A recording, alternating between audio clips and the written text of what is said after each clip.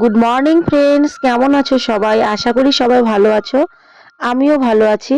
আমার ফার্স্ট ব্লগে তোমাদের অনেক অনেক স্বাগত জানাই। যেহেতু আমি ডেইলি লাইফস্টাইল তোমাদের সাথে শেয়ার করব, আমার প্রত্যেক দিনের কাজকর্ম আরও নতুনত্ব অনেক কিছু আমার ব্লগ থেকে তোমরা জানতে পারবে। তো ভাবলাম কাজও করা যাক, তোমাদের সাথে আমার পরিচয়টাও দিয়ে দেওয়া যাক। তো সকালে ঘুম থেকে উঠেই আমি আমার কাজকর্ম শুরু করে দিয়েছি। প্রত্যেকটা গৃহবধূর যা কাজকর্ম থাকে আমারও সেম একই কাজ। তো আমার ব্লগে তোমরা অনেক নতুন নতুন অনেক কিছুই দেখতে পারবে। আর গ্রামের ভিডিও বুঝতেই পারছো, একটু অন্যরকম হবে। তো চলো আমার পরিচয়টা দিয়ে দেওয়া যাক। উত্তর দিনাজপুর জেলার ছোট্ট একটি গ্রামে আমার বাড়ি। আর ছোট্ট একটি আমার, দেখতেই পাচ্ছ, সুন্দর ছোট্টখাট্টো সাজানো একটা সংসার, যেখানে আমরা সবাই মিলে থাকি। আর আমার বাড়ির আসল সদস্য হলো আমার গোপু সোনা। তো আমার গোপু সোনা, আমার সংসারের সবাইকে নিয়ে আমার জীবনযাপন কেমন চলছে সেটাই তোমাদের সাথে আমি শেয়ার করব। তো বন্ধুরা, যারা যারা আমার ভিডিওটা প্রথম দেখছো, প্লিজ আমার চ্যানেলটিকে সাবস্ক্রাইব করে আমার পাশে থেকো। আরও নতুনত্ব অনেক কিছুই তোমরা দেখতে পারবে। তো ভিডিও করতে আসাটা কি বলবো, অনেকেই আসে শখে, অনেকেই আসে অভাবে, অনেকেই আসে যখন দেওয়ালে পিঠ থেকে যায় তখন। তো আমারটাও ঠিক সেরকমই, ইচ্ছে করে আসা না, কিন্তু অনেক অসহায় হয়ে আমি যখন বিপদে পড়েছি তখন আমি এই পথে এসেছি।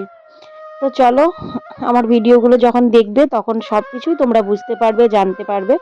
তো সকাল সকাল আমি ঘরের সামনে ন্যাতা দিয়ে দিয়েছি।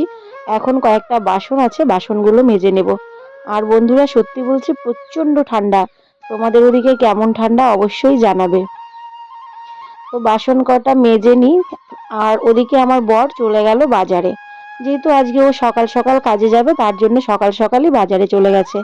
তো বাসন মাজা হয়ে গেছে। বাসনগুলো এখন আমি মেজে নিয়ে এসেছি। আর এখন আমাকে স্নান করতে হবে।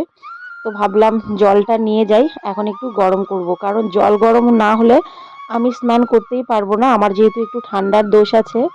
একটা সময় ছিল যখন আমি ঠান্ডা কোনো কিছু তোয়াক্কা করতাম না, কিন্তু এখন আমার আর ঠান্ডা জল খাওয়া চলে না গো।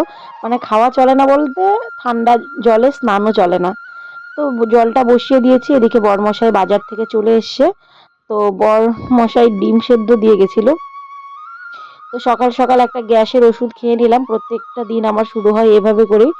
তো চলো, স্নান কমপ্লিট হয়ে গেছে। স্নান সেরে আজকে যেহেতু ছোট্ট করে তোমাদের সাথে ব্লগটা শেয়ার করছি, সেরকম কিছুই দেখানো হবে না। স্নান সেরে চলে এলাম ঠাকুর ঘরে। তো আমার গোপু সোনার সাথে তোমাদের পরিচয় করিয়ে দিব। গোপু সোনা এখন ঘুমাচ্ছে। আর আজকে পুজোটাও সেইভাবে তোমাদের সাথে আমি শেয়ার করব না। গোপু সোনাকে ঘুম থেকে তুলে আমার পুজো দেওয়াও হয়ে গেছে। পুজো দিয়ে দিয়েছি। তো দেখো, আমার বাড়ির সদস্য আমার গোপু সোনা। তো কেমন লাগছে গোপু সোনাকে অবশ্যই কমেন্ট করে বলবে।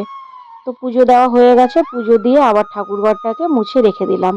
এদিকে জল নিয়ে এসেছি। জল নিয়ে এসে এখানে রাখলাম, যেহেতু এখানে একটু রোদ পায়, যার জন্য এখানে বোতলটাকে রাখা হলো। দেখো, এত বেলা হয়ে গেছে তবুও কিন্তু আকাশে কুয়াশা ভর্তি। তো আজকে বাজার নিয়ে এসছে এই যে বেথর শাক, তোমরা কি বলো আমি জানি না, আমরা তো বেথর শাক বলি। তো এই বেথর শাক বেগুন দিয়ে আমি রান্না করব আজকে।